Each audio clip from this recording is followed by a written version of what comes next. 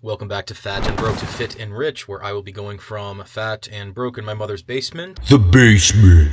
to fit and rich in 6 months, along with 3 other goals. 10K a month in my businesses, learning Chinese, beginner, learning piano, beginner.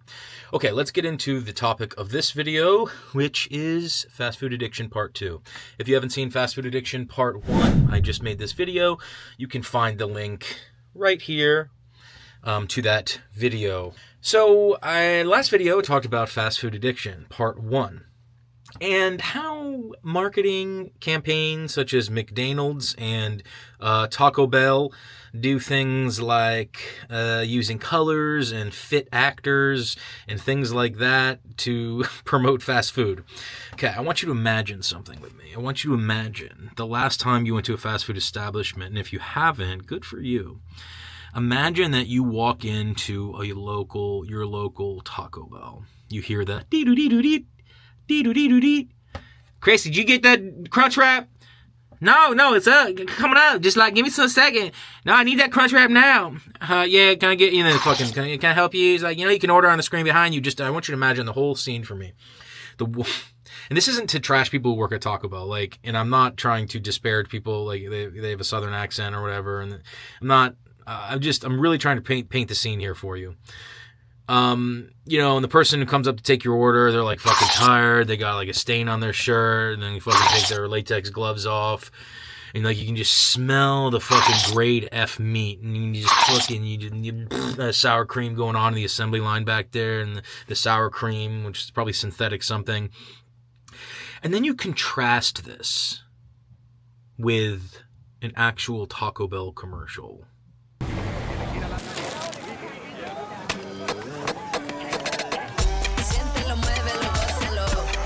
Hey.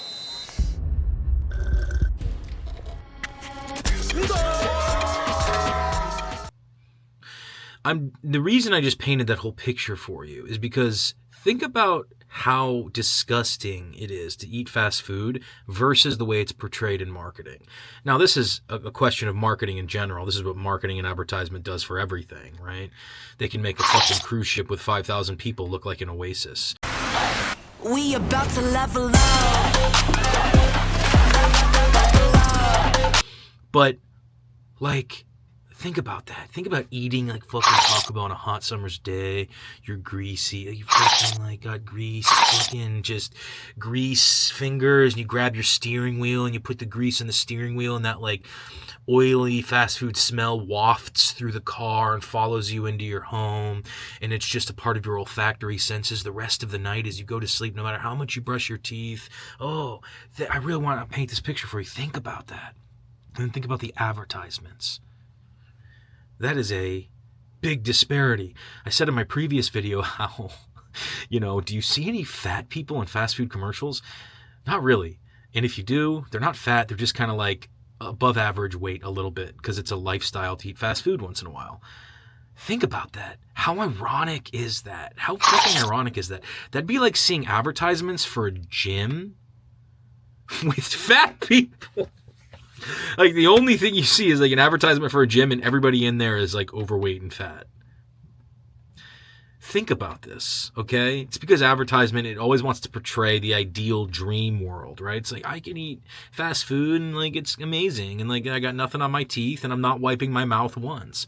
Every bite, every insertion of the Doritos Taco Limited Edition into my mouth is so sexy and perfect. Wow, imagine that. Making a Doritos Locos Taco look sexy because there's an attractive 23-year-old girl doing it, and the whole 2000 retro. Now I guess the decade of 2000s is the decade that they're doing now. Jesus Christ, it was in 2016-17 it was the 80s was the retro cool thing. I guess that's 9 years ago.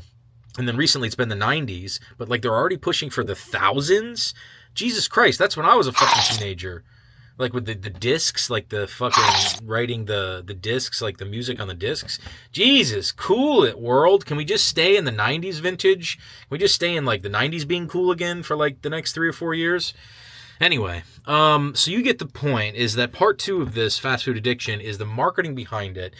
It makes it seem so appealing, right? And what I really want to underscore is to not let that normalize the fact that it's some innocuous thing. Like, no, it is a dangerous thing to eat fast food as much as I do, or now have, because I am done doing it.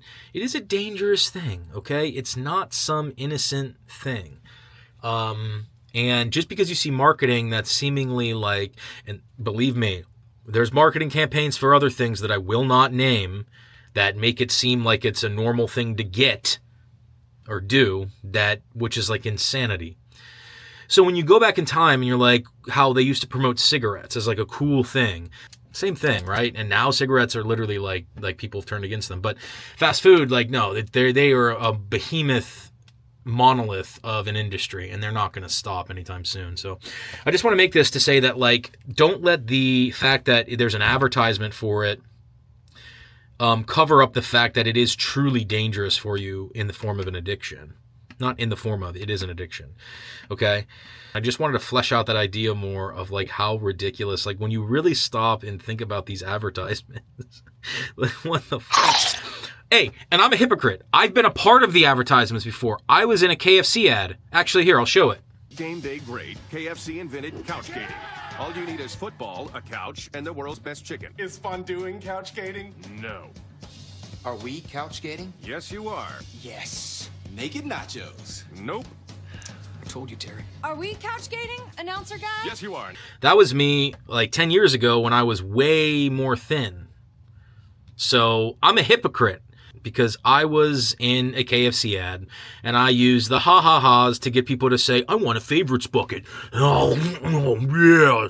I was guilty. I was complicit in that. But look, we all have to do what we have to do to make a living and make money. So this is me, balancing out the equilibrium on that. Okay, so you get the point. Advertisement, don't make it seem innocuous. Fast food addiction is dangerous. It is just as dangerous as alcoholism, depending on the circumstances and the person. Okay?